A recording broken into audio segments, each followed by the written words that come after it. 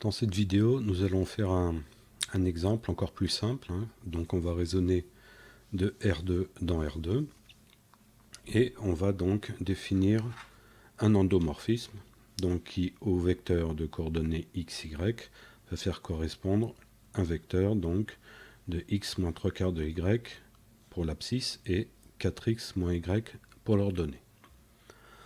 On va bien sûr définir deux bases. La première base que j'appellerai B sera la base canonique, formée des vecteurs I et J. Et on va définir une deuxième base qu'on appellera la base B', qui sera composée de deux vecteurs, E1 et E2, dont on donne les coordonnées étant bien évidemment définies dans la base canonique. C'est-à-dire que E1, ça sera la combinaison linéaire de 2i plus j, et E2, ça sera la combinaison linéaire de moins i plus j. Donc ça sera la base B'. Doit un petit rappel donc sur le diagramme qu'on avait précédemment établi, donc pour expliquer en fait ce qui se passe de manière un petit peu schématique. Donc on a deux bases, B et B'. Donc la base B dans notre cas sera définie par la base canonique I et J, et la base B' donc sera définie par la base E1 et E2. Donc si on raisonne dans la base B, on voit qu'on a pour un vecteur donné de coordonnées x, y, on aura donc la matrice de l'application linéaire, donc de l'endomorphisme, qui nous permettra de déterminer les coordonnées du nouveau vecteur dans la base B, donc A et B, d'accord. Ensuite, dans la base B', là on va prendre le même vecteur, mais évidemment, étant donné que la base est différente, les coordonnées de ce vecteur seront différentes, donc j'aurai x', y', et là j'aurai besoin d'une matrice qui me permettra donc de déterminer les coordonnées A', B', donc à partir de x', y'. Je vous rappelle aussi P, donc les matrices de passage, P et P-1, donc la matrice inverse. Première chose à déterminer, donc, c'est la base de l'endomorphisme, donc dans la base B, donc qui nous est donnée sous cette forme.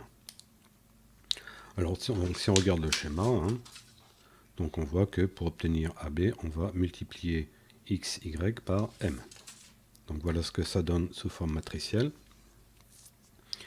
Et pour déduire cette matrice m, il suffit tout simplement de regarder les coefficients x et y, donc bien dans l'ordre, attention, donc 1x moins 3 quarts de y, donc 1x moins 3 quarts, et donc 4x et moins 1y, donc 4 et moins 1. Effectivement, quand on multiplie cette matrice par cette matrice, on va retrouver donc cette expression. Donc là, on vient de définir la matrice M. Première chose. Ensuite, on va parler de la matrice de passage. Alors donc ça, c'est quelque chose qu'on peut retrouver en donc réécrivant donc xi plus yj, donc ça c'est pour un vecteur dans la base B, et le même vecteur dans la base B', donc ça sera x'(E1) plus y'(E2). Donc on a vu que la matrice de passage était constituée en fait par les coordonnées dans la base B et des vecteurs de la base B', c'est-à-dire E1 et E2, donc on retrouve les coordonnées E1 et E2, d'accord, qu'on va retrouver là. D'accord. Donc, pour calculer x, y, donc je multiplierai x' et y' par p. Alors bien évidemment, je vais avoir besoin de la matrice de passage, c'est-à-dire inverse, pardon. Donc je vais calculer l'inverse de cette matrice. Donc soit vous le faites à la calculatrice, soit vous le faites à la main.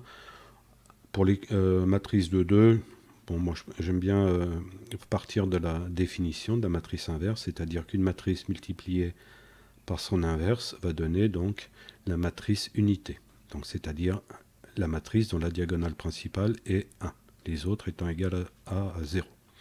Donc on fait le produit de ces deux matrices et on trouve très facilement, très rapidement, donc A, B, C et D.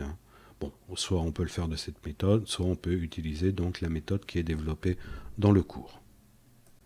Une fois qu'on a on a P-1, donc on va pouvoir déterminer les coordonnées d'un vecteur. Donc on va prendre un vecteur dans la base B de coordonnées de 4 et on va chercher donc les coordonnées de ce vecteur dans la base B'. Donc on va utiliser cette formule, hein, donc x', y'. En fait, c'est x, ça sera P-1 multiplié par xy, c'est-à-dire les coordonnées du vecteur, c'est-à-dire les 2, 4. Hein.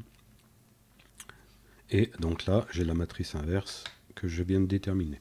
Je vais trouver donc les coordonnées du vecteur u dans la base B étant 2, 4. Donc dans la base B', ça sera 2 et 2.